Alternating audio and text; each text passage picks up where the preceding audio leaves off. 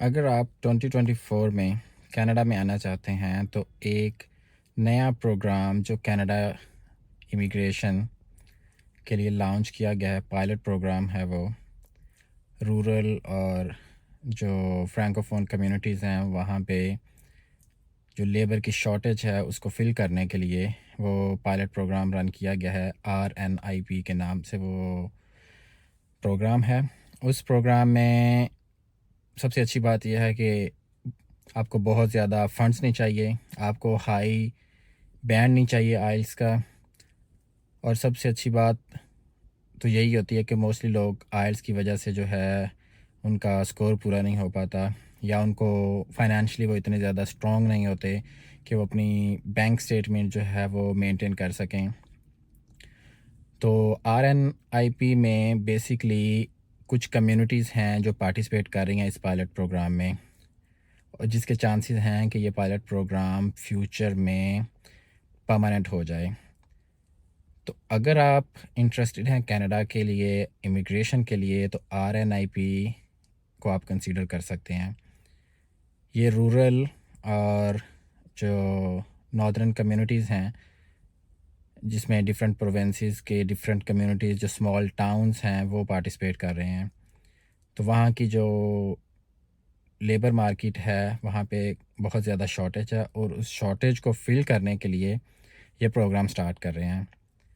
तो इसमें जो आइल्स है उसकी जो रिक्वायरमेंट है, आइल्स में जो अगर आप टियर 0 और 1 में हैं देन आपको CLB जो कि कैनेडियन लैंग्वेज बेंचमार्क है वो आपको चाहिए होगा 6। और अगर आप टियर 2 में और 3 में हैं देन आपको CLB 5, CLB है 4 चाहिए होगा अगर आप टियर 4 या 5 की कैटेगरी में हैं। जो फंड्स की रिक्वायरमेंट है, अगर आप एज अ सिंगल एप्लीकेंट हैं, आपके साथ कोई और फैमिली मेम्बर नहीं है लाइक स्पाउस और किड्स, देन अप्रॉक्सीमेटली 2400 की बैंक स्टेटमेंट आई मीन्स आपको प्रूव करना होगा कि आपके पास $2400 एज आ सपोर्टिंग फंड्स अवेलेबल हैं। और इसके अलावा जो इसमें एलिजिबिलिटी क्राइटेरिया में जो थर्ड ऑप्शन आती है वो है कि आपके पास जो वहाँ की कम्युनिटी में कोई एम्प्लॉयर है उसका आपके पास वैलिड ऑफ़र लेटर होना चाहिए।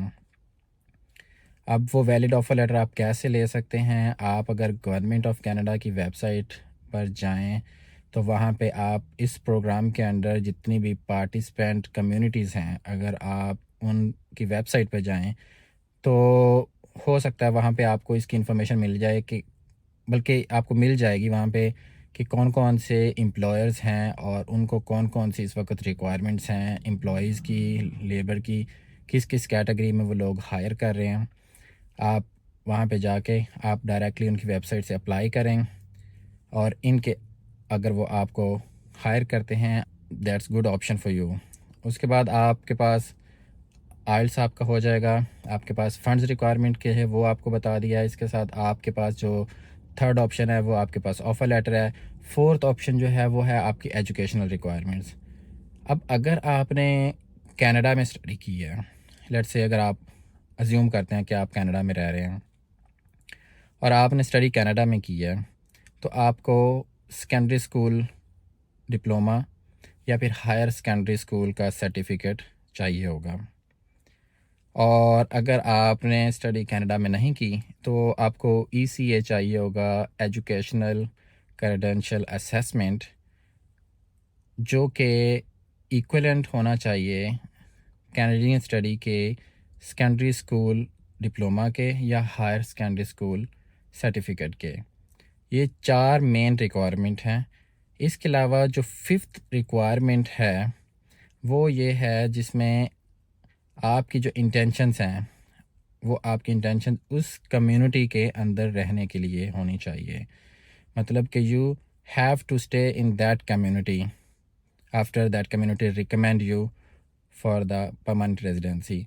तो जब आप ये 4-5 एलिजिबिलिटी रिक्वायरमेंट को मीट करते हैं, आप अपनी एप्लीकेशन जो है लोकल कम्युनिटी में सेंड करते हैं, रिकमेंडेशन के लिए, तो आपको वो कम्युनिटी रिकमेंडेशन देती है.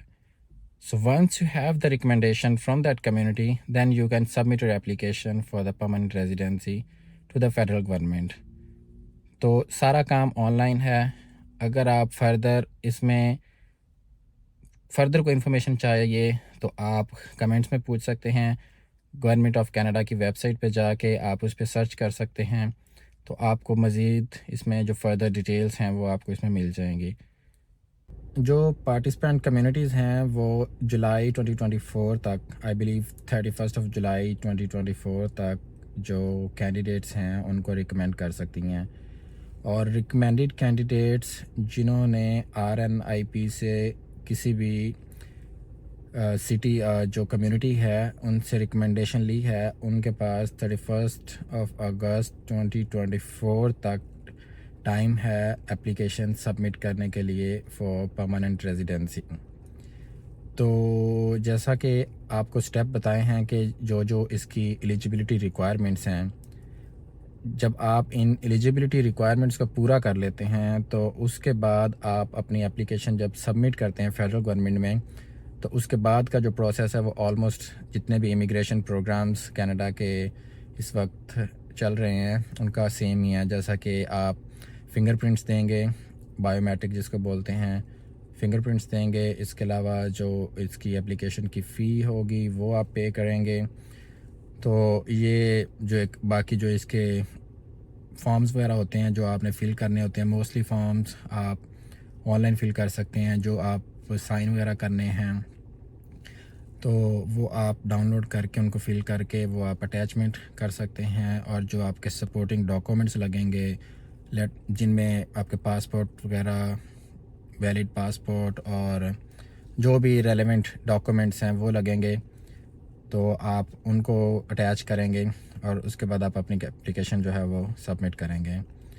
तो बाकी इसका जो प्रोसेसिंग टाइम है वो आप गवर्नमेंट ऑफ कनाडा की वेबसाइट पे चेक कर सकते हैं कि इस पे अप्रॉक्सीमेटली कितना टाइम लगता है. लेकिन अभी जो कैंडिडेट कनाडा इमिग्रेशन के लिए इंटरेस्टेड हैं उनके पास जुलाई तक का टाइम है एम्प्लॉयर सर्च करने का और जॉब जो ऑफ़र लेटर है वो लेने का. तो आप जो भी हैं आप गवर्नमेंट ऑफ कनाडा की वेबसाइट पे जाएं, RNIP को देखें और वहाँ पे जो इसकी कम्युनिटीज़ हैं जो इस प्रोग्राम में, इस पायलट प्रोग्राम में पार्टिसिपेट कर रही हैं, उन कम्युनिटीज़ पे जाके फ़र्दर उनकी जो कम्युनिटी स्पेसिफ़िक रिक्वायरमेंट्स हैं वो आप देख सकते हैं. तो और साथ आप देख लें कि उसमें अगर जो एम्प्लॉयर्स हैं वो कौन कौन से एम्प्लॉयर्स इस प्रोग्राम के अंडर कैंडिडेट्स को हायर कर रहे हैं, जो जो लेबर की शॉर्टेज है उनको हायर कर रहे हैं. तो ये फ़र्दर डिटेल्स जितनी भी हैं आप चेक कर सकते हैं. जो कम्युनिटीज़ का लिंक है जहाँ पे कौन कौन सी कम्युनिटीज़ इस प्रोग्राम में पार्टिसिपेट कर रही हैं वो लिंक आप डिस्क्रिप्शन में देख सकते हैं.